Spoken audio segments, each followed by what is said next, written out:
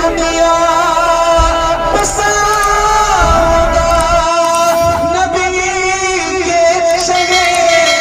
وہ زنا کرتی کرواتی تھی اور اس کا کاروبار ہی وہ تھا. زنا کی قیمت لے لے کر وہ اتنی مالدار ہو گئی تھی کہ اس نے زنا کرنے کے لیے سونے کا پلنگ بنا رکھا تھا اور بہت بڑی قیمت وہ لوگوں سے زنا کی لیتی تھی اپنے جسم کو بیچنے کے لیے. ایک دن اس راہب نے اس کی طرف دیکھا, دیکھ کر کے اس کے فریب میں مبتلا ہو گیا. اس کے پاس جا کے کہا کہ تو کتنی قیمت لیتی؟ اس نے قیمت بتائی تو ساری زندگی کے نذرانے جو لوگوں نے اس کو دیے تھے سب سمیٹ کر اس کی جھولی میں ڈال دی. جیسے اس کی جھولی میں ڈالا اس نے اپنے کمرے میں اس کو لے گئی, سونے کے پلنگ پہ وہ چڑھا. اس عورت نے اپنے جسم پر اس کو قابو دیا. جیسے جسم پہ قابو دیا اس کے دل میں, اس راہب کے دل میں اللہ کا خوف اس کو کچوکے دینے لگا, خدا کی خشیت اس کو بے چین کرنے لگی. اور اچانک راہب کے دل میں خیال آیا کہ اللہ دیکھ رہا ہے. میری بہنوں یاد رکھو, گناہ سے بچنا اپنے بس کی بات ہی نہیں ہے. اگر گناہ سے بچ رہے ہیں یہ صرف اللہ کا خاص کرم ہے, اس کا کرم ہے کہ وہ بچا لیتا ہے, ورنہ اس پرفتن ماحول میں کون بچ سکتا ہے گناہ سے.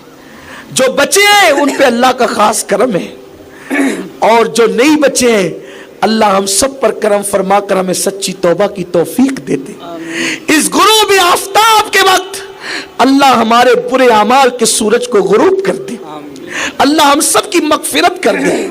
اللہ ہم سب کو معاف کرے, ہمارے ماں باپ کو معاف کرے, ہماری اولاد کو معاف کرے, دنیا کے تمام مومنین مومنات کو معاف کرے. جیسے وہ عابد سونے کے پلنگ پہ چڑھا اور اس کے جسم پہ قابو پایا تو اس کا پورا بدن لرزنے لگا. اللہ دیکھ رہا ہے, اللہ دیکھ رہا ہے, اور ہر وقت اللہ دیکھ رہا ہے. کبھی بھی ہم اللہ کی نگاہوں سے پوشیدہ نہیں ہیں. ان اللہ کان علیکم رقیبا, اللہ تم پر نگرانی فرما رہا ہے. ان اللہ خبیر بما تعملون, اللہ تمہارے ایک ایک پل کی خبر رکھتا ہے.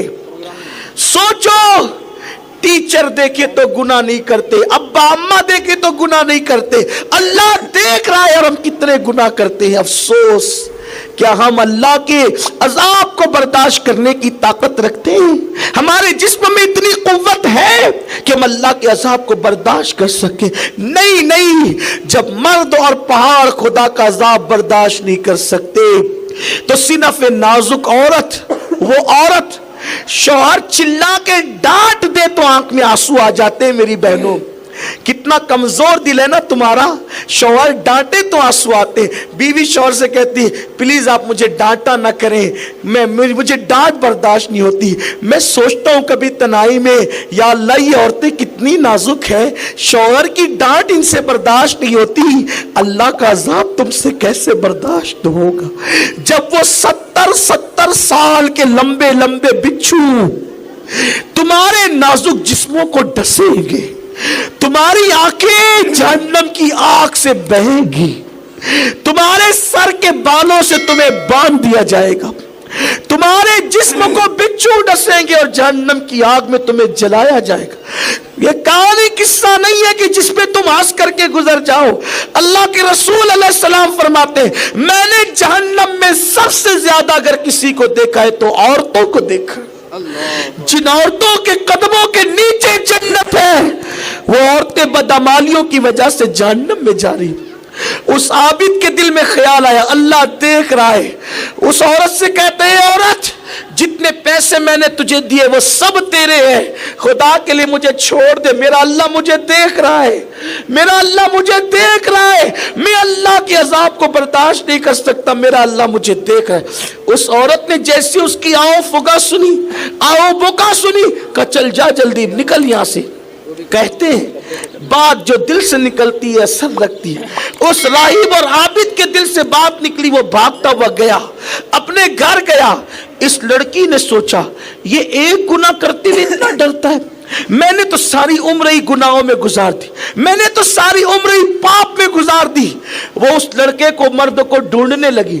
لوگوں نے پتہ بتایا, ڈھونڈتے ڈھونڈتے گئی, اس کے محلے میں پہنچی تو پتہ چلا کہ اس شخص کو اس گناہ کا اتنا صدمہ ہوا کہ اسی صدمے میں اللہ کے خوف سے وہ مر گیا, اس کا انتقال ہو گیا. اس نے کہا ارے ایک گناہ کر بھی نہ سکا اور مر گیا اللہ کے ڈر سے, ہم نے تو پوری زندگی گناہوں میں گزاری. اس کی زندگی میں انقلاب آیا. اس نے سوچا کہ میں نے بھی توبہ کرنا ہے, اللہ سے معافی مانگنا ہے, خدا کو راضی کرنا ہے. اس نے توبہ کر لی, زنا کا دھندا چھوڑ دیا, سونے کا پلنگ چھوڑ دیا, ساری دولت چھوڑ دی, سب چھوڑ کر کے اس نے توبہ کر لیا. سوچا کہ کسی کے ساتھ شادی کرنا ہوتا تو اسی کے ساتھ کرتی, وہ نیک تھا. پھر اس نے سوچا کہ وہ تو انتقال کر گیا, اس کے بھائی کے ساتھ اس نے عورت نے شادی کر لی. شادی کر کے نیک بن کر رہنے لگی. غوث پاک فرماتے ہیں اللہ نے اس کے بعد اس کو 10 بیٹے عطا کیے. کتنے بیٹے؟ 10 بیٹے. توبہ کے بعد, نیک بننے کے بعد اس کو 10 بیٹے عطا کیے, اور 10 کے 10 بیٹوں کو اللہ نے اپنا مقبول بندہ بنایا.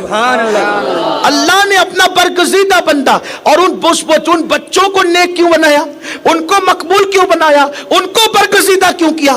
اس کی ماں کی توبہ کی برکت اللہ نے اس کے بیٹوں کو عطا فرمائی. پتا چلا کہ گناہ کی نحوست بھی اولاد تک پہنچتی ہے اور نیکیوں کی برکت بھی اولاد تک پہنچتی ہے.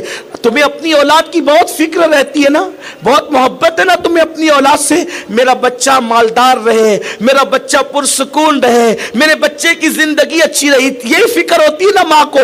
گارنٹی سے بات کہتا ہوں میری بہنوں, نیک بن جاؤ, تم کہیں رہو گی, تمہاری اولاد کو کبھی کاٹا بھی نہیں چبھے گا, کیونکہ ماں کی نیکیوں کی برکتیں اولاد کو ملتی ہے. کیا تمہیں نہیں پتا سیدہ فاطمہ کی قیامت تک کی جتنی اولاد ہے انہیں سید کہتے ہیں, اور میرے نبی نے فرمایا فاطمہ کی قیامت تک کی اولاد پر اللہ جہنم کی آگ کو حرام کر چکا ہے.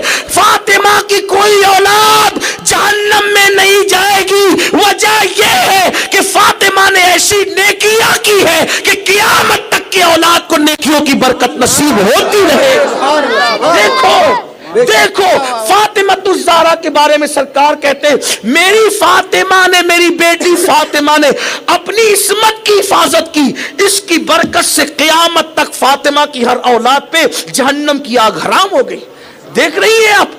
اور سیدہ فاطمہ کی اولاد کو پوری دنیا میں جتنی عزت ملتی ہے کسی کی اولاد کو نہیں ملتی. کیوں؟ یہ ماں کی نیکیوں کی برکت. تو ماں کی نیکیوں کی برکت اولاد کو ملتی ہے. نیک بنو, اور ریاکاری والی نیکی نہیں کہ ظاہر کو نیک بنایا اور اندر پاپ میں ڈوبے. نہیں نہیں, سچے نیک بنو, اندر سے نیک بنو, دل سے نیک بنو, دکھاوے کے نیک مت بنو کہ اوپر تو پردہ ہے اور نیچے پاپ کی تھیلیاں ہیں. نہیں نہیں, دل گندگی میں ڈوبے نہیں. میرے آقا فرماتے التقوی ہاں ہونا, اگر نیک بننا ہے تو دل سے بنو, ورنہ اپنے آپ کو بھی دھوکہ مت دو, دوسروں کو بھی دھوکہ مت دو. اللہ ہر وقت دیکھ رہا ہے. اللہ تعالیٰ کی پکڑ بڑی سخت ہے. اللہ سب سے پہلے مجھ گنہگار کو, دنیا بھر کا سب سے بڑا گنہگار تو میں ہی ہوں, اللہ سب سے پہلے مجھ گنہگار کو اور آپ سب کو بے حساب بخشے, ہم سب کو اللہ معاف کرے. استغفر اللہ ربی